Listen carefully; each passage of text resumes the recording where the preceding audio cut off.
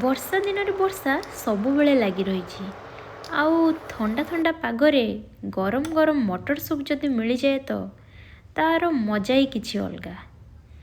ଭିଡ଼ିଓକୁ ଫାର୍ଷ୍ଟରୁ ଲାଷ୍ଟ ଯାଏ ଦେଖନ୍ତୁ। ଲାଇକ୍ ସେୟାର ସବସ୍କ୍ରାଇବ୍ କରିବାକୁ ଜମାରୁ ଭୁଲନ୍ତୁନି। ଏଠି ମୁଁ ମଟରକୁ 8 ଘଣ୍ଟା ଧରି ବତୁରେଇ ଦେଇ ରଖିଦେଇଥିଲି। ଏବେ ସେଥିରେ ଗୋଟେ ଆଳୁ ଦେଇ କିଛି ପାଣି ସ୍ୱାଦ ଅନୁସାରେ ଲୁଣ ଦେଇ ତାକୁ ଆମେ ସିଝେଇ ନେବା। ଏମିତି ସିଝେଇବା କି ମଟରର ଚୋପା ଅଲଗା ହେଇଯାଇଥିବ।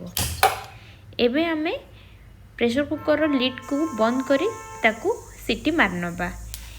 ସାଇଡ଼୍ରେ ଗୋଟେ ପ୍ୟାନ୍ରେ କିଛି ଜିରା ଶୁଖିଲା ଲଙ୍କାକୁ ଏପଟ ସେପଟ କରି ଭାଜି ନେବା। ହାଇ ଫ୍ଲେମ୍ରେ 3ଟା ସିଟି, ଲୋ ଫ୍ଲେମ୍ରେ 3ଟା ସିଟି ଦେଇ ମଟରକୁ ଆମେ ସିଝେଇ ନେବା। ଏଠି ଆମେ ଭାଜି ରଖିଥିବା ଜିରା ଏବଂ ଶୁଖିଲା ଲଙ୍କାକୁ କ୍ରଶ୍ କରିନେବା। ଆମେ ଏବେ କିଛି ଟମାଟୋ, କାକୁଡ଼ି, ଧନିଆ ପତ୍ର, କଞ୍ଚା ଲଙ୍କା, ଲେମ୍ବୁକୁ ବି କାଟି ସାଇଡ଼୍ରେ ରଖିଦେବା।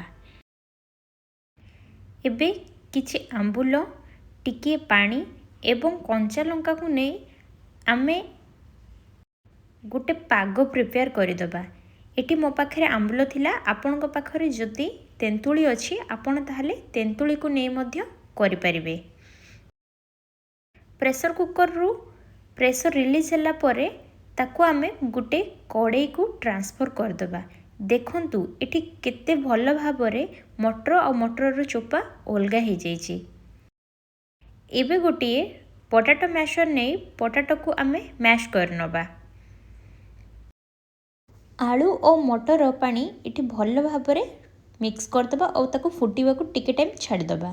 ତାପରେ ଆମେ 2ଟା ବାଉଲରେ ତାକୁ କାଢ଼ି ନେବା। ଏବେ ଯେଉଁ ଆମ୍ବୁଲ କଞ୍ଚା ଲଙ୍କାକୁ ଆମେ ଚକଟି କରି ରଖିଥିଲୁ ସେଇଥିରୁ ଆମେ ଆଡ଼୍ କରିଦେବା। ସାଇଡ଼୍ରେ କାଟି ରଖିଥିବା କାକୁଡ଼ି, ଟମାଟୋ, ଧନିଆ ପତ୍ର, କଞ୍ଚା ଲଙ୍କାକୁ ମଧ୍ୟ ଆଡ଼୍ କରିଦେବା। ଏଠି ମୁଁ ପିଆଜକୁ ସ୍କିପ୍ କରିଛି, ଆପଣମାନେ ଚାହିଁଲେ ପିଆଜକୁ ଆଡ଼୍ କରିପାରିବେ। ଏବେ କିଛି ଆମେ ବ୍ଲାକ୍ ସଲ୍ଟ ଆଡ଼୍ କରିଦେବା ଟେଷ୍ଟ ପାଇଁ ଏବଂ ଭାଜି ରଖିଥିବା ଜିରା ଏବଂ ଶୁଖିଲା ଲଙ୍କା ଗୁଣ୍ଡକୁ ମଧ୍ୟ ଆଡ଼୍ କରିଦେବା। ୟାର ଟେଷ୍ଟ ହିଁ କିଛି ଅଲଗା। ଫାଳେ ଲେମ୍ବୁକୁ ମଧ୍ୟ ଏଥିରେ ଆମେ ଚିପୁଡ଼ି ନେବା।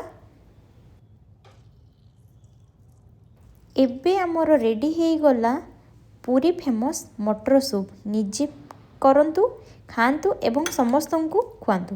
ଭିଡ଼ିଓ ଭଲ ଲାଗିଲେ ସବସ୍କ୍ରାଇବ୍ କରିବାକୁ ଭୁଲନ୍ତୁ ନାହିଁ। Thank you.